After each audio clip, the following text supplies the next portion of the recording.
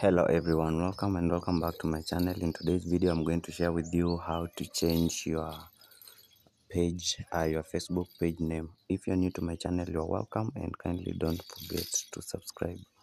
So log into your account and switch to your page, and then you click this hamburger menu, and then you scroll down to settings and privacy, and then from there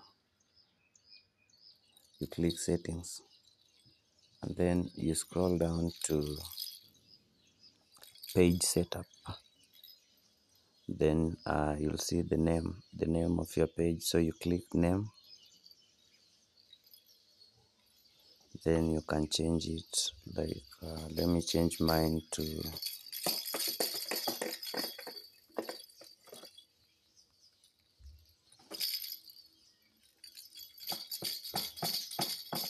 like that, and then you click review change.